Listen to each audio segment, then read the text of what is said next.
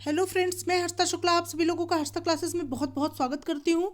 Friends, आज मैं UP DElEd third semester के फर्स्ट पेपर जिसका नाम है शैक्षिक मूल्यांकन क्रियात्मक शोध एवं नवाचार से टॉप 20 बहुत ही ज़्यादा महत्वपूर्ण परीक्षा उपयोगी प्रश्नों के साथ हाजिर हुई हूँ। ये प्रश्न आपकी परीक्षा के लिए मोस्ट इम्पॉर्टेंट है और कई बार रिपीटेड प्रश्न है। उन्हीं प्रश्नों को मैंने इस वीडियो में सम्मिलित किया है। और इस समय फ्रेंड्स, मैं अपने चैनल पे जो है यूपी डीएलएड थर्ड सेमेस्टर की जो है बहुत ही ज़बरदस्त प्रिपरेशन करा रही हूँ, क्विक रिवीजन करा रही हूँ। परीक्षा को ध्यान में रखते हुए सभी सब्जेक्ट्स के वीडियो प्रोवाइड करा रही हूँ। मैथ्स का क्विक रिवीजन चल रहा है और सभी सब्जेक्ट्स का क्विक रिवीजन चल रहा है, तो आप लोग बिल्कुल चैनल से जुड़ जाएं, सब्सक्राइब कर लें चैनल को, अपने सभी मित्रों को शेयर कर दें। तो चलिए फ्रेंड्स, स्टार्ट करते हैं। पहला क्वेश्चन है, मूल्यांकन को परिभाषित कीजिए। डीएलएड 2016 से और 2018 के दूसरी बार जो पेपर हुआ था उसमें ये पूछा गया प्रश्न है और 2020 में भी आने की इसकी संभावना पूरी बन रही है। तो चलिए फ्रेंड्स, इसका आंसर देख लेते हैं। तो मूल्यांकन वह प्रक्रिया है जिसके द्वारा शिक्षक एवं छात्र यह निर्णय करते हैं कि लक्ष्यों को प्राप्त किया जा रहा है या नहीं। मतलब कि जिस लक्ष्य को पाने हेतु ज्ञानार्जन किया जा रहा है उस लक्ष्य को प्राप्त किया जा रहा है अथवा नहीं, स्टूडेंट ने उस लक्ष्य को काफ़ी हद तक हासिल कर लिया है अथवा नहीं, यह जानना ही मूल्यांकन कहलाता है। जैसे कि आप परीक्षा देते हैं, जैसे जो छोटे बच्चे, मतलब आप जब छोटे थे, fourth fifth six nine tenth, जब भी मतलब छोटे क्लास में जब आप पढ़ रहे थे तो उसमें क्या होता था कि आप लोगों को अर्धवार्षिक और वार्षिक मूल्यांकन का सामना करना पड़ता था। अर्धवार्षिक और वार्षिक मूल्यांकन जो होता था वो हाफ ईयरली और ईयरली एग्जामिनेशन के थ्रू होता था।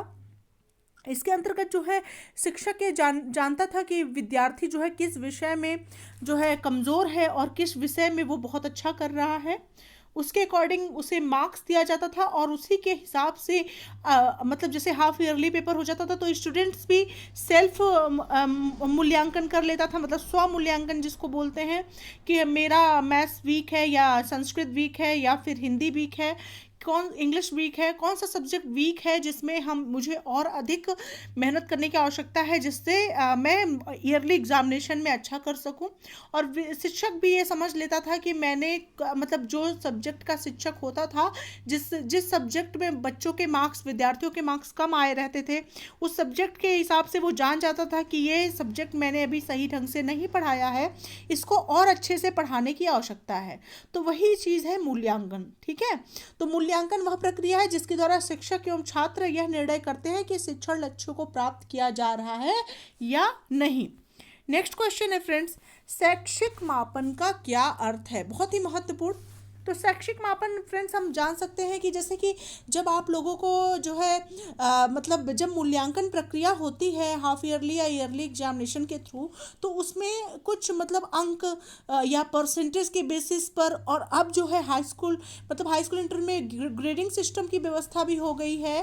तो ग्रेडिंग सिस्टम के थ्रू मतलब विभिन्न चीज़ों के थ्रू जो है मापन किया जाता है कि क्या परसेंटेज है। एक मतलब फर्स्ट सेकेंड और थर्ड का किया जाता है। जैसे कि आपके टीईटी को ही मान लें, जनरल कैटेगरी को 60% से ऊपर मार्क्स में फर्स्ट मतलब पास के लिए बोला गया है, और एससी एसटी ओबीसी के लिए जो है क्या कहते हैं से मतलब 55% ही मार्क्स रखे गए हैं। तो इसी प्रकार से जो है मापन रखा जाता है, एक मापन का पैमाना तैयार किया जाता है जिसके हिसाब से विद्यार्थियों की क्षमता को आंका जाता है। ठीक है, तो शैक्षिक मापन का अर्थ जो है ये आप अपने शब्दों में बना के भी लिख सकते हैं, और अगर किताबी ज्ञान की आवश्यकता है तो उसमें भी जान लेते हैं कि कैसे लिखेंगे कि मापन मूल्यांकन का वह भाग है जो बालक की शैक्षिक योग्यता को प्रतिशत मात्रा अंकों में प्रदर्शित करता है, जैसा कि मैंने आपको अभी बताया।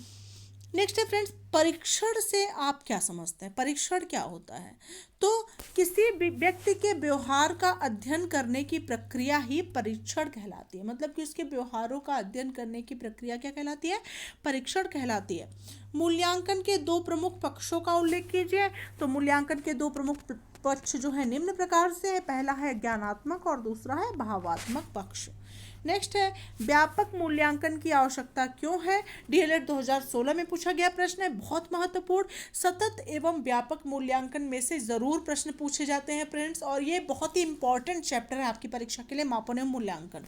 तो बालक के अधिगम को प्रभावित करने वाले प्रत्येक कारक के मूल्यांकन के ही व्यापक मूल्यांकन की आवश्यकता होती है। मतलब कि बालक के जो है अधिगम को, अधिगम मतलब होता है फ्रेंड्स सीखना, सीखने को प्रभावित करने वाले प्रत्येक कारक के मूल्यांकन के लिए ही व्यापक मूल्यांकन की आवश्यकता होती है। ठीक है, मूल्यांकन के दो प्रमुख प्रकार बताइए। पक्ष के बारे में भी बात हुई थी, तो भावात्मक और ज्ञानात्मक पक्ष दो पक्ष होते हैं। और प्रकार की जब बात की जाए तो इसका प्रकार जो होता है वो रचनात्मक होता है और योगात्मक होता है। अगला है फ्रेंड्स, अच्छे परीक्षण में यथार्थता यानी वैधता से क्या अभिप्राय है, डीएलएड 2016 में पूछा गया प्रश्न है ये। तो इसका आंसर होगा कि अच्छे परीक्षण में ये वैधता से अभिप्राय है कि परीक्षण कितनी सत्यता से किसी का मापन करता है, जिस मापन के उद्देश्य के लिए उसे तैयार किया गया है। मतलब कि अच्छे परीक्षण में वैधता से अभिप्राय है कि परीक्षण कितनी सत्यता से किसी का मापन करता है, ठीक है, जिस मापन के उद्देश्य के लिए उसे तैयार किया गया है। अगला है फ्रेंड्स, प्रश्न करने का प्रमुख उद्देश्य क्या है, बहुत ही महत्वपूर्ण प्रश्न है ये। तो इसका आंसर होगा कि प्रश्न करने का उद्देश्य यह होता है कि बालक के ज्ञान के स्तर का पता लगाया जाता है तथा बालक परिस्थिति के अनुसार शब्दों का प्रयोग करना सीखता है। मतलब कि प्रश्न करने से क्या होता है कि बालक के जो है उसका ज्ञान का स्तर कितना है, वो उस विषय में कितनी जानकारी रखता है, कितना ज्ञान है उसको किसी पर्टिकुलर टॉपिक के विषय में, जिस विषय में प्रश्न को पूछा जा रहा है उस विषय में विद्यार्थी को कितना ज्ञान है, इसका जो है अध्यापक पता लगाता है बीच बीच में। मतलब जैसे ये भी पता लगाता है, जैसे मान लीजिए किसी टॉपिक पर शिक्षक जो है विद्यार्थी को पढ़ा रहा है तो विद्यार्थी उस चीज़ पर ध्यान दे पा रहा है, ध्यान केंद्रित कर पा रहा है अथवा नहीं।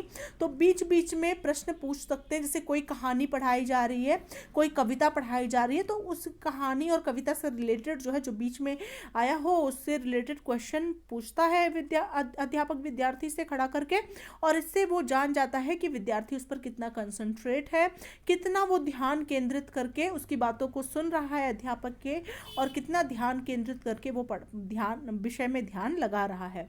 तो ये प्रश्न करने का प्रमुख उद्देश्य होता है। नेक्स्ट है फ्रेंड्स, अच्छे प्रश्नों की दो प्रमुख विशेषताएं बताइए, बहुत ही महत्वपूर्ण। तो प्रश्न की विशेषता क्या होती है, प्रश्न की भाषा स्पष्ट होनी चाहिए पहली बात, और प्रश्न ना ज़्यादा सरल हो ना ही कठिन होने चाहिए, प्रश्न स्तर के आधार पर होने चाहिए। तो मतलब प्रश्न की भाषा जो होनी चाहिए वो बहुत ही सरल, बहुत ही स्पष्ट होनी चाहिए, पहला तो ये हो गया। दूसरा ये है कि प्रश्न जो है स्तर के आधार पे, स्तर के आधार का मतलब यहाँ पे ये है फ्रेंड्स कि जैसे कि मान लीजिए हम कक्षा 4 के विद्यार्थी से प्रश्न कर रहे हैं, तो उसी के मतलब जो उसको उसके सिलेबस में है उसी के अकॉर्डिंगली ही क्वेश्चन हम पुटअप करें, ना कि कक्षा 4 के विद्यार्थी से हम कक्षा 8 या कक्षा 7 के क्वेश्चन पूछेंगे या कक्षा 5 के ही क्वेश्चन पूछेंगे, तो वो विद्यार्थी उसके बारे में जानकारी नहीं रखेगा और वो क्वेश्चन नहीं कंफर्टेबल होकर के बिल्कुल क्वेश्चन आंसर नहीं दे पाएगा, बिल्कुल वो समझ ही नहीं पाएगा कि इसका आंसर होगा क्या। तो इसलिए प्रश्न को हमेशा स्तर के आधार पर ही पूछा जाना चाहिए। नेक्स्ट है फ्रेंड्स, शैक्षिक उद्देश्यों के अनुसार प्रश्नों के दो प्रमुख प्रकार बताइए। तो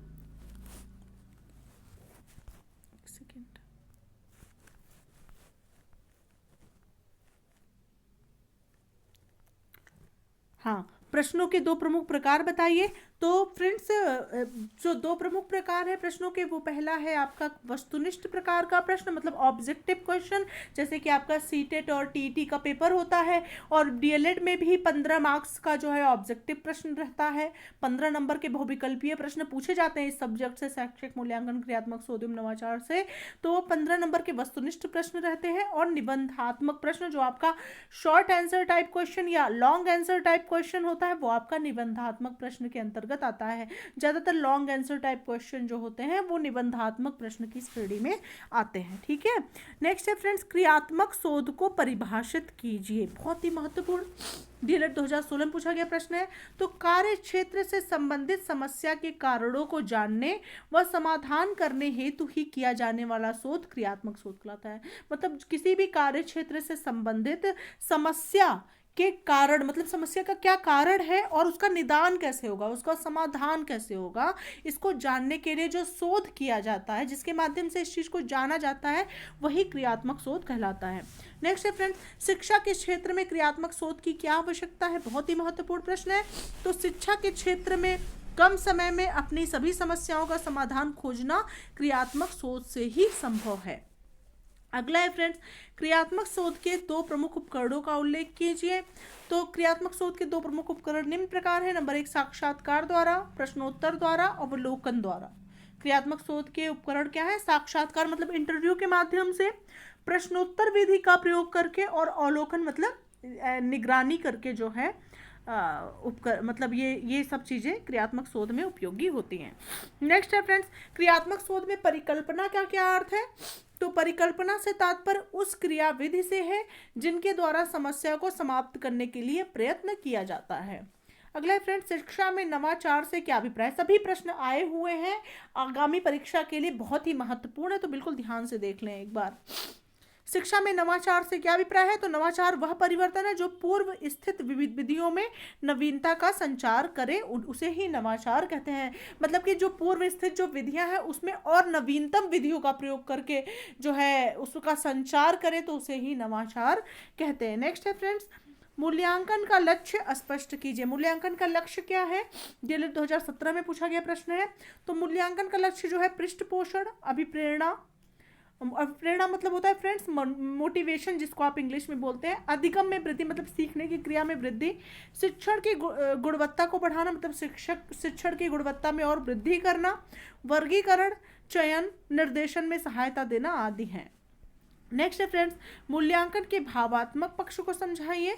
तो मूल्यांकन के भावात्मक पक्ष से आशय विद्यार्थी के भावों, रुचियों, दृष्टिकोणों, मूल्यों, मनोवृत्तियों, अभिवृत्तियों आदि का मूल्यांकन करना है।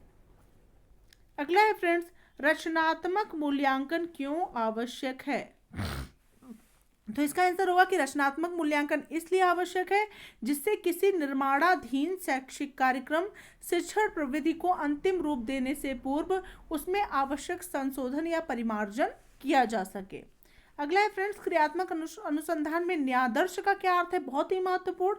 तो न्यायादर्श से आशय किसी जनसंख्या से चुने गए उस छोटे से समूह से है जिनका चयन इस प्रकार किया जाता है कि वे संपूर्ण जनसंख्या का पर्याप्त प्रतिनिधित्व करते हों। ध्यान दीजिएगा इस चीज को।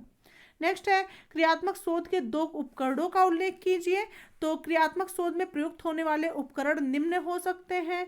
प्रोफार्मा, प्रश्नावली, मानक या शिक्षक निर्मित परीक्षण, साक्षात्कार, कथन, प्रश्नोत्तर, अवलोकन, निरीक्षण। मतलब इसमें से आप कुछ भी लिख सकते हैं, बहुत ज़्यादा है, दो ही पूछा गया है, तो आप इसमें साक्षात्कार लिख सकते हैं, प्रश्नोत्तर लिख सकते हैं, अवलोकन लिख सकते हैं, कोई भी लिख सकते हैं इन सभी में। मापन और मूल्यांकन का अर्थ स्पष्ट कीजिए। तो इसके आंसर में लिखेंगे कि मापन मूल्यांकन का वह भाग है जो प्रतिशत, मात्रा, अंकों, मध्यांक तथा मध्यमान द्वारा प्रदर्शित किया जाता है। ध्यान रखेंगे, मापन जो होता है वो मूल्यांकन का वह भाग होता है, वह हिस्सा होता है जो प्रतिशत, मात्रा, अंकों, मध्यांक तथा मध्यमान द्वारा प्रदर्शित किया जाता है।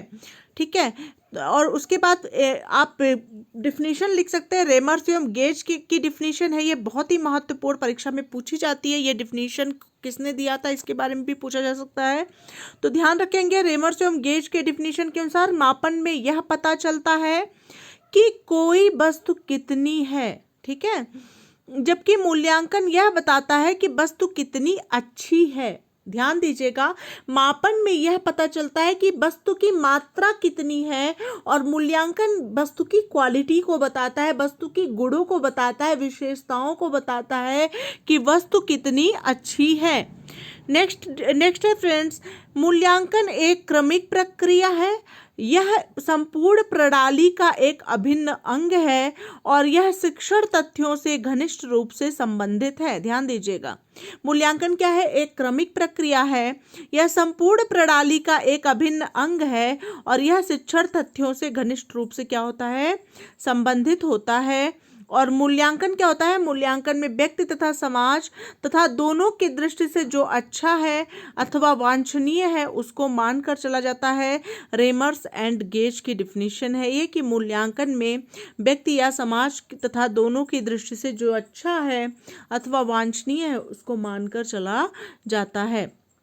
नेक्स्ट क्वेश्चन नंबर 2 बहुत ही महत्वपूर्ण प्रश्न है। ये भी परीक्षा में आने की पूरी संभावना इस तरह के प्रश्नों की है और बहुत इंपॉर्टेंट अंतर है ये, बहुत ज़्यादा इंपॉर्टेंट, कि मापन एवं मूल्यांकन में अंतर स्पष्ट कीजिए। इसको बिल्कुल आप देखेंगे फ्रेंड्स ना तो आप लोग को बिल्कुल लर्न हो जाएगा, रटने की जरूरत नहीं पड़ेगी। रटना आवश्यक नहीं होता है, समझना जरूरी होता है। ठीक है, तो मापन एवं मूल्यांकन में अंतर आप सबसे पहले आप हेडिंग डालेंगे, इसके अंतर्गत एक तरफ मापन लिखेंगे, दूसरी तरफ मूल्यांकन लिखेंगे। और सबसे पहले मापन के बारे में आप लिखेंगे कि मापन का क्षेत्र क्या होता है? संकुचित होता है, और जबकि मूल्यांकन का क्षेत्र क्या होता है? व्यापक होता है। सबसे बड़ा अंतर है ये, मापन का क्षेत्र संकुचित होता है और मूल्यांकन का क्षेत्र जो है वो व्यापक होता है। नेक्स्ट नंबर 2 है फ्रेंड्स, मापन एक सामान्य शब्द है जबकि मूल्यांकन क्या है? एक तकनीकी शब्द होता है। नेक्स्ट नंबर 3 है फ्रेंड्स, मापन में अधिक धन एवं श्रम की आवश्यकता नहीं होती है जबकि मूल्यांकन में अधिक धन एवं श्रम की आवश्यकता होती है। ध्यान दीजिएगा, मापन में अधिक धन एवं श्रम की आवश्यकता नहीं होती है जबकि मूल्यांकन में अधिक धन एवं श्रम की आवश्यकता होती है। नेक्स्ट नंबर 4 अंतर है फ्रेंड्स, मापन पाठ्य वस्तु केंद्रित होता है जबकि मूल्यांकन उद्देश्य केंद्रित होता है। मापन क्या होता है? पाठ्य वस्तु केंद्रित होता है, जबकि मूल्यांकन क्या होता है? मूल्यांकन का एक उद्देश्य होता है, वो उद्देश्य केंद्रित होता है। ठीक है, नेक्स्ट नंबर 5 अंतर आप लिख सकते हैं फ्रेंड्स, मापन किसी भी समय किया जा सकता है जबकि मूल्यांकन जो होता है वो हमेशा मापन के बाद ही किया जा सकता है। मतलब मापन है वो कभी भी आप मापन कर सकते हैं, लेकिन मूल्यांकन जो होता है वो मापन के पूरा होने के बाद ही मूल्यांकन होता है।